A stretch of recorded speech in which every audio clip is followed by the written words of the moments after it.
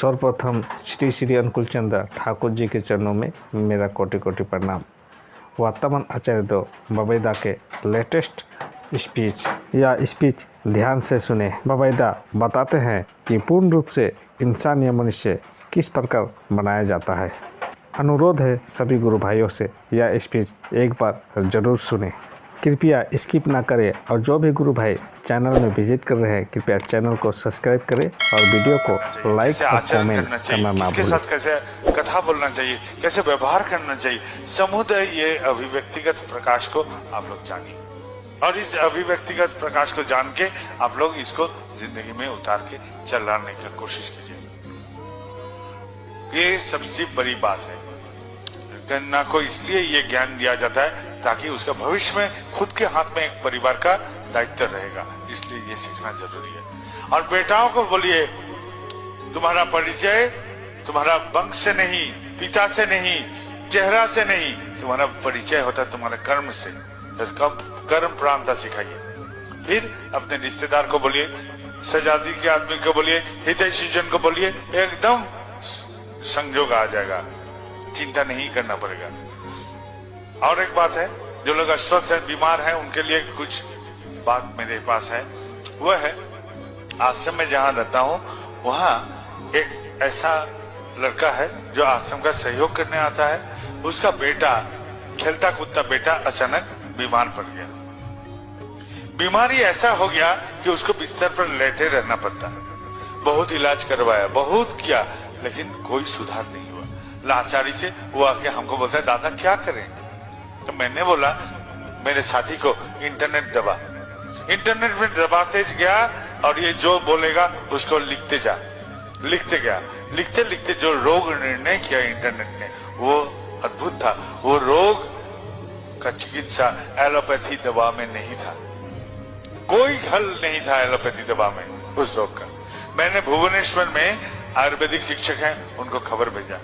उनको खबर भेजने के बाद उन्होंने एक दवा लिख के भेजा। वो दवा भेजने के बाद हम लोग ने वहां उस दवा उस लड़के के हाथ में दिया, उसका बेटा को देने के लिए, और बेटा स्वस्थ हो गया, सुस्त हो गया।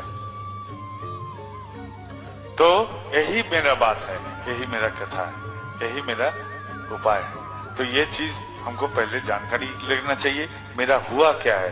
मेरा जो हुआ है उस अनुसार हम लोग चिकित्सा कराएंगे, उस अनुसार हम लोग कुछ अपना सोच विचार करेंगे, फिर अपने डॉक्टर के पास जाइए। ये इंटरनेट खोलना बुजुर्ग के काम का बस में नहीं है। जो बच्चे हैं उन लोग के साथ में उन लोग का सहयोग लेके आप लोग कीजिए। वो लोग खूब जानते हैं, मोबाइल से हो या कहीं से भी हो, इंटरनेट खोलने, उन लोग का सहयोग लीजिए। फिर क्या कीजिएगा, चिकित्सक का संधान कीजिए। वो लोग जो चिकित्सा बोलते हैं उसको पालन कीजिए और आनंद में रहने का कोशिश कीजिएगा। आनंद में नहीं रहने से किसी का रोग हल नहीं होगा। कोई भी चिकित्सा कराइए वो हल नहीं होगा।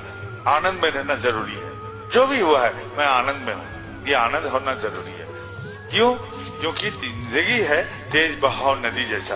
ये नदी में यदि कैसा होता है जीवन, तेज बहाव नदी। उस बहाव में यदि हमको नाव को ठीक रखना है तो नाव को हम पार का एक गाछ के साथ बांध देते हैं ताकि नाव भाग ना जाए।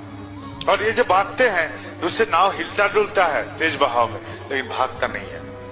और वो बंधन जो है वही है मेरा दीक्षा। क्यों दीक्षा लें? क्योंकि मेरे संसार का जो स्थिति है तो हम लोग को ये दीक्षा लेना जरूरी है मन का रक्षा के लिए। जीव से मेरा फर्क किसमें होता है? जीव से मेरा फर्क होता है मन से। मन से ही फर्क होता है जीवों से मेरा। क्योंकि जीव जंतु चाहता है आहार, निद्रा, मैथुन, लेकिन हम इंसान चाहते हैं इसके बदले और कुछ। हम लोग चाहते हैं मेरा जिंदगी जो भी है, जहां भी है, उससे और बेहतर कैसे बने, जैसा हूं उससे और भी अच्छा कैसे रखूं। ये सोच मेरे मन में मुझे देता है। अंग्रेजी में एक प्रबाद है, एक कथा है, God created man of his own image, यानी कि ईश्वर ने हमको उनके प्रतिबिंबित रूप देके भेजे हैं। तो ये मन है उसका सबसे बड़ा अहम हिस्सा। इस मन लेके हम दीक्षा लेके चलते हैं। और घर में हम लोग का जो संसार का चित्र है, यदि माँ बाप, पति पत्नी, बेटा बेटी किसी का कुछ हो जाता है तो हम लोग बहुत परेशान हो जाते हैं, बहुत कष्ट होता है, बहुत लगता है, दुखता है, शरीर में नहीं मन में।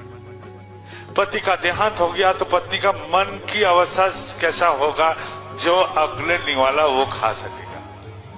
यदि पत्नी का देहांत हो गया तो पति कैसे अगले निवाला खाएगा, इसका मन को कैसे आगे बढ़ाएगा।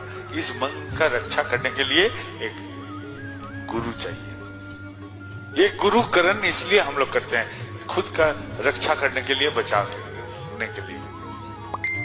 अब सांसारिक चित्र में हम लोग क्या करते हैं, वो गाली देता है तो हम गाली देते हैं, वो मंद आचरण करता है तो मैं मंद आचरण करता हूं, वो ढेला मारता है तो मैं पत्थर मार देता हूं। हम लोग सामाजिक स्थिति में ऐसा करके व्यवहार करते हैं। अब जब गुरु ग्रहण कर लिए हैं तब सबसे पहली बात क्या होगा, वो जो मंद आचरण करता था, ये मंद आचरण यदि मेरे ठाकुर के साथ करता तो ठाकुर इसके साथ क्या व्यवहार करते, वही मैं करने का कोशिश करूंगा। अब से इसको मंद आचरण लौटाऊंगा नहीं। वो गाली दिया, वो गाली यदि ठाकुर को देता तो ठाकुर क्या व्यवहार उनको देते, वही व्यवहार मैंने इनको दूंगा। वो पत्थर मारा था, मैं भी पत्थर मार दिया उसको।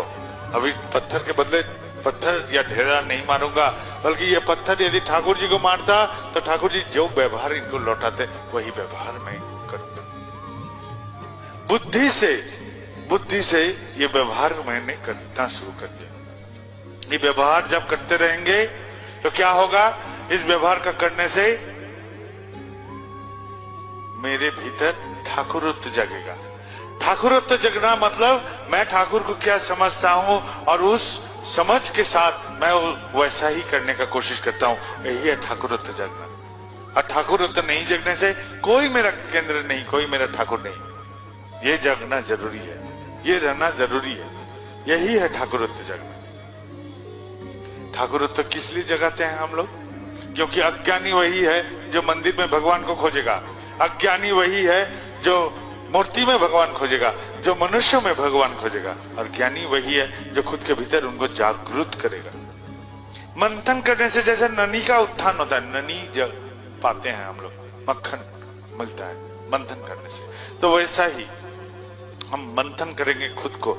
और इस मंथन से गुरु का एक एक बात, एक एक चीज चरित्रगत करने की कोशिश करते रहता हूँ। ये जो चरित्रगत करते रहता हूँ, पहले बुद्धि से, फिर एक दिन वो संस्कार में बदल जाता है। संस्कार क्या है, बुद्धि भी क्या है। बुद्धि है जो हमको हाँ ना के समझ में लेके सही दिशा देता है, वही है बुद्धि। और संस्कार क्या है, संस्कार सीधा ढंग से बोले, हम पैखाना में जो जाते हैं सोच करके लौटते हैं, भूलते नहीं है, सोच करना भूल नहीं जाते हैं, वो संस्कार में बदल गया। यही है, सीधा बात से बोलिए तो संस्कार यही है, जिसको सोचना नहीं पड़ता है, जो ऑटोमेटिक होगा, सतह होगा, वही है संस्कार।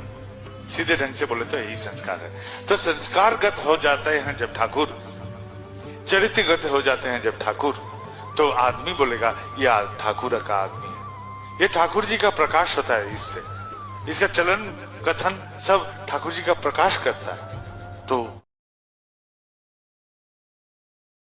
तो गुरु भाई, वीडियो कैसा लगा कमेंट में जरूर बताइएगा। इस प्रकार